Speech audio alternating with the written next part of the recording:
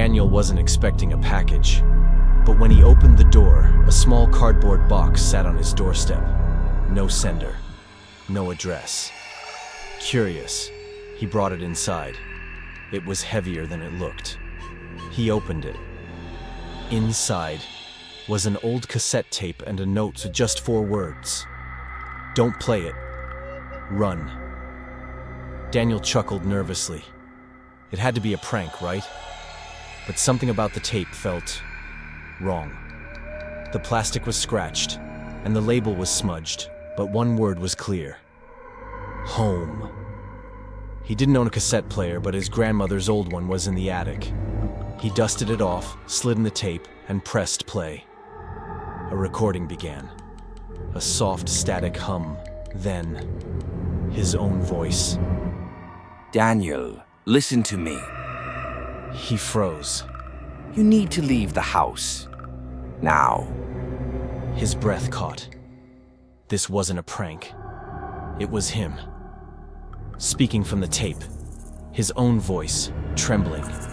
The recording continued. They're already inside. You don't have time. Run to the neighbors. Don't look at the mirror on your way out. Daniel's eyes darted toward the hallway mirror. His reflection was still standing there, but he wasn't moving. With shaking hands, he stopped the tape. The silence was deafening. Then, the front door unlocked itself. Daniel grabbed his keys and bolted outside. As he reached his neighbor's porch, he turned back one last time. Through his window, he saw the reflection in his mirror. Only now, it wasn't alone.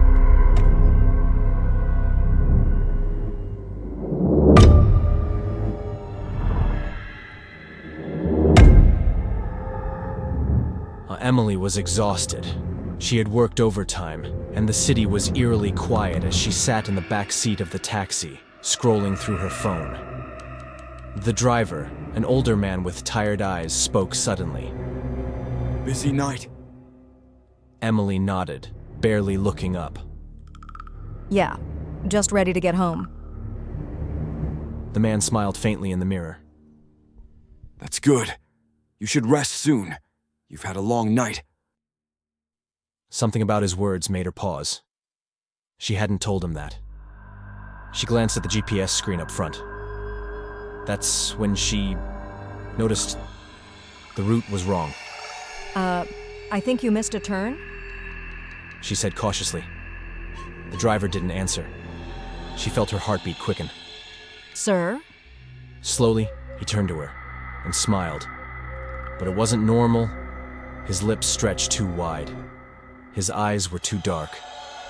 Emily's fingers hovered over the door handle. Let me out. The man let out a small sigh. I was hoping you wouldn't notice. The taxi suddenly stopped, but not on a road, not anywhere she recognized. It was an empty parking lot. The streetlights flickered. Emily's breath came in sharp gasps. She yanked the door handle, locked. She fumbled for her phone. No signal. The driver sighed again and turned to face her fully. Emily, He said gently. you need to wake up now. Her blood ran cold.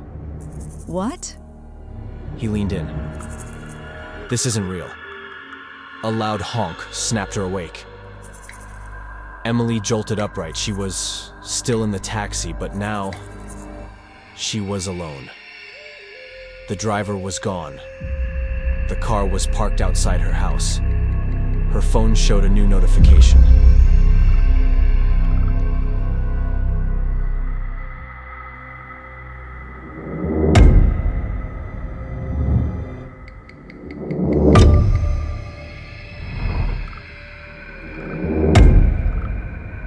James had been driving for hours. His GPS had died, and his phone had no signal. But just as panic started creeping in, he saw something up ahead. A small town, empty streets, dim streetlights. He sighed in relief and pulled in. But something was off. No people, no cars, just silence. He stopped at a gas station. The door was open, but no one was inside. A cup of coffee, still steaming, sat on the counter, as if someone had just been there. Then, he heard footsteps outside. James turned. No one. Then, a whisper. You shouldn't be here. His heart pounded. Hello? He called out. No answer. He rushed back to his car, but as he reached for the handle, he saw something in the rearview mirror. A woman, standing in the middle of the road, motionless, watching him. James swallowed hard. He turned around. She was gone. That's when he saw the sign at the town's entrance. It was old, covered in dust, but he could still make out the words.